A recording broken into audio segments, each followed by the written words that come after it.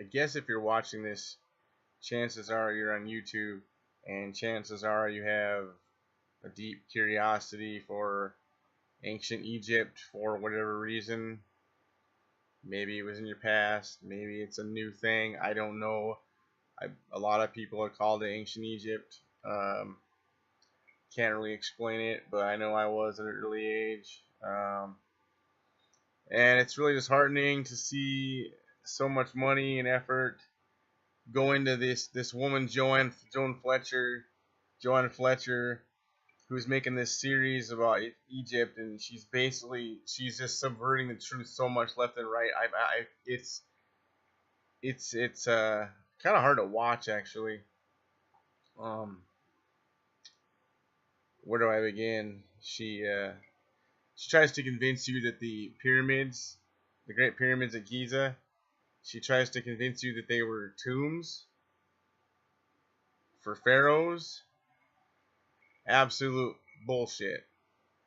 There was only one cartouche found ever, and that was because that Mason guy subverted the truth and put the cartouche on there, painted the cartouche on when he claimed he was doing his work. See, he got funded by the Masons.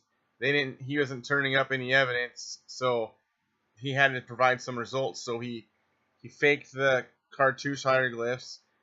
The exact same damn cartouche hieroglyph was in his flipping notebook. So yeah, coincidence? I think not. And then some kids snuck in there, and they had the paint analyzed, and sure enough, it was pretty much, modern day bullshit. So it's a forgery. They never had anybody found there. There's no hieroglyphs there. There's nothing. There's no tombs. There's nothing. There's a box in a chamber that wouldn't even fit through the doorway. So basically, that was manufactured same way you can make like a stone, like you can create like a stone thing, like a mortar. You can drag in the sandbag, drag in the water, mix that up, add some damage, make it look old, rough it up, whatever, and it would look old and it would look like there was something in there. But that's a total lie. Not even true. You would have had to convince me. You have to convince me that they built the whole pyramid around that one little box. Didn't happen. Sorry. Well, moving onward. So I knew that this Joann Fletcher, I knew she was gonna subvert the truth and paint Akhenaten in a bad light. Let me tell you why. Akhenaten, yes, he wanted to deify Aten a little bit more than the other gods at the time, but they weren't totally abolished from ancient Egypt. As a matter of fact, many trinkets representing gods all the way from Bes to Ra were found in the commoner areas. So that's a subversion of the truth. It wasn't like he was, some Roman crazy man saying go around and kill all the Christians. No, he wasn't like that. Okay, he chose to deify Aten, which, by the way, he's not the first person to ever worship Aten. She makes it seem like that. It's not true. Okay, that's not the truth at all. Now, she's basically trying to insinuate that the pharaohs were interred in the pyramids. Well, that's a bunch of crap. The original pharaohs were interred in what's called a mastaba. She forgot to mention that, and then they decided to go to the Valley of the Kings, Sacred Valley, in the westing. It all makes sense, right?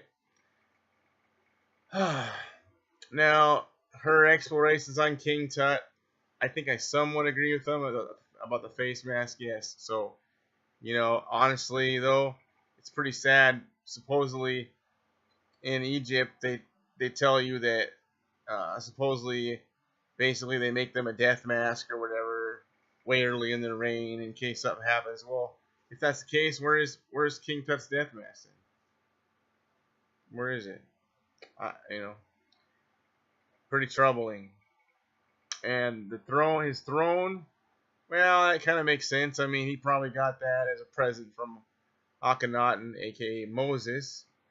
See, that's why they don't want to tell you the truth about Akhenaten very much, and why they always want to paint him in a bad light or a strange light and make him out to be some kind of a heretic. And that's, basically because they don't want you to know the truth. They don't want you to know the truth that he was a man of God. Now, they always try to tell you that the Exodus was around 1446 BC in the times of Ramses, etc. It's a bunch of crap. It's not true. It happened sometime during Akhenaten's reign. She says that Akhenaten got killed after 17 years. She didn't even tell you who killed him. Well, supposedly it was the Amun priesthood getting revenge for him shutting down the temples so they couldn't get their money and their bitches and their fancy food. Kind of like nowadays, you getting it? The DNC relating? Okay. Now, politics aside, it's amazing that how history is so cyclical. It's pathetic. You basically have a bunch of people who want to put themselves in power that are absolutely corrupt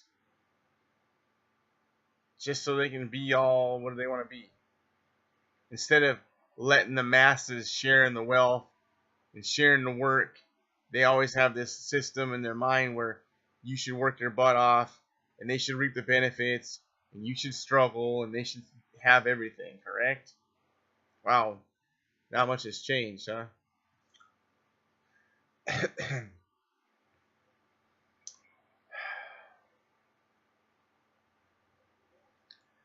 I really don't know.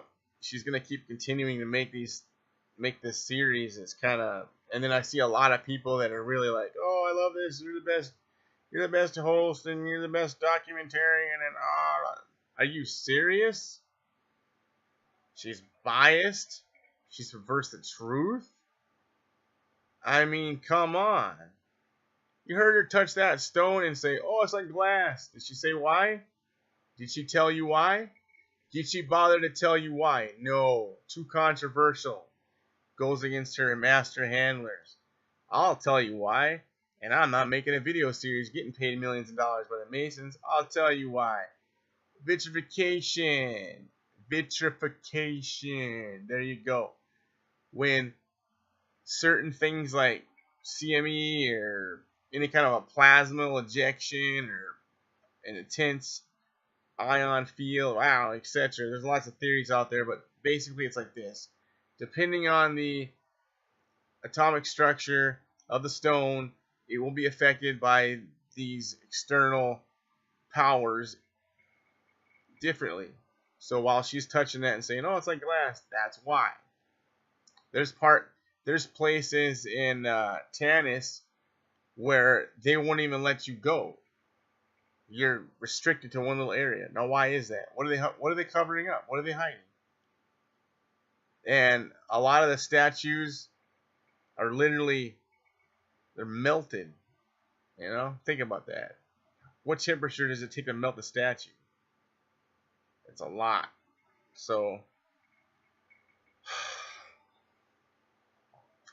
I just wish there was a little more truth in Egypt, and it's just this field where a lot of people are into it, but the truth is so subverted, and it's hard to know. It's hard to know what to believe, and a lot of people don't have time to do their own research, and I understand why you're so enthralled. And yeah, she goes to some pretty cool places. Yeah, at least she has the guts to admit to maybe a few things that are possible, but I think that the highlight of the whole video was when she went to Seti, the first tomb at the Valley of the Kings. I think that it's interesting because there was a Leo, there was a lion represented with a bunch of stars by it, and I take that to represent that is specifically denoting that lion is represented as the lion in the heavens because he has stars above him. Correct? They're touching his body, so I'm obviously looking at that as, well, it's a star.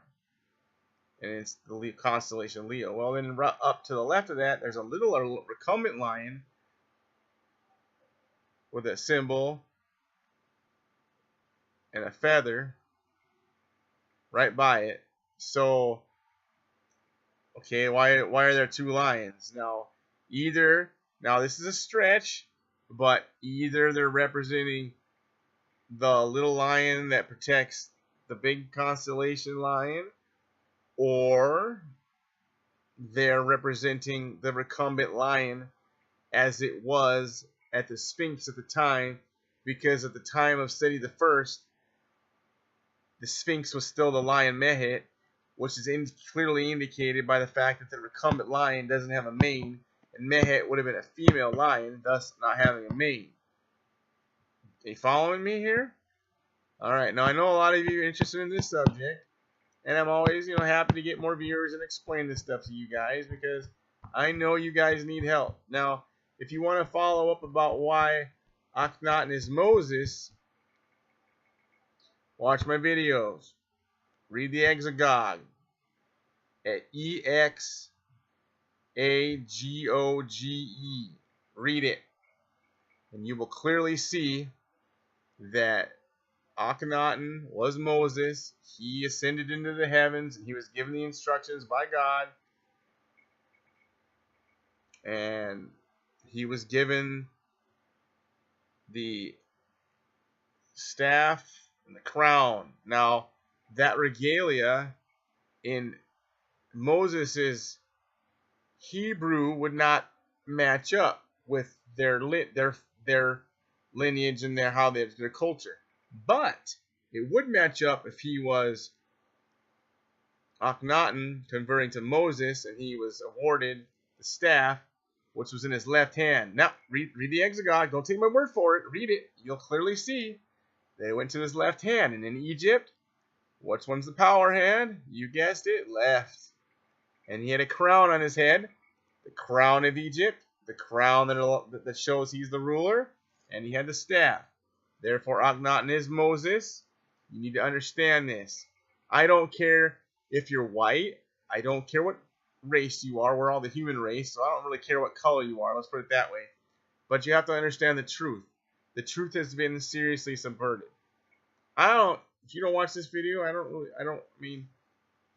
I understand, but if you want to learn something and maybe expand your mind, take the time to watch the video. Thank you. Please like and subscribe, and I hope that this helped clarify up some of Joann Fletcher's kind of trippy video. I guess I could go on. It's just that I just kind of doing this on a spur. I kind of just got done watching her little spiel, and I'm just kind of like, whatever, But I don't like the way she presented Akhenaten. She basically just painted him as a heretic. She basically painted him as this person that, was like trying to subvert all the other gods. Like, oh my God, they're trying to take away our false pagan gods. Oh no, all the other gods were represented. Now, I understand that they wanted their gods, but they weren't subverted. They were still, commoners were still wearing them. They were still allowed. Akhenaten didn't infringe upon them. He just wanted to deify Aten. Whether it be he saw something in the sun, or whether it was a tribute to the UFO that took him up into the heavens to tell him to be the ruler. All right, think about this. Akhenaten was found in where? Egypt. Okay, she never even tells you his real name is Amenhotep IV, nor did she show you a picture of him on a relief. The bas relief, it's clearly he's African American. Sorry to tell you. Go look for yourself. It's on a bas relief located at a museum in Germany. Surprise, surprise there, huh? The Germans stole something. Oh God, surprise. Well, anyway. So basically, yes, Akhenaten is Moses, and I'm not the only one that believes it, and a lot of people believe it, and maybe perhaps you will be convinced. Now, there's a lot of biblical passages that Moses is also in. Read it for yourself. He's referred to as a man with a head of like woolen hair, and he also had really shiny feet. Basically, like his feet shone like the light. Why would they do that? Well, he's wearing gold sandals. Think about it. There's still gold sandals on display in museums in Egypt. So if you were the king shit, you'd be sporting gold sandals too. All right, thanks a lot. This is probably the longest video I've ever made, but it's worth it. And as long as that Joann Fletcher makes videos and I'm hopefully alive, I'll try to clarify on her her story, as she puts it. Yeah, her story. This is my story. Yeah, like she wrote it like a fairy tale. I think she thinks she's J.K. Rowling crossed with Carrot Top. Thank you.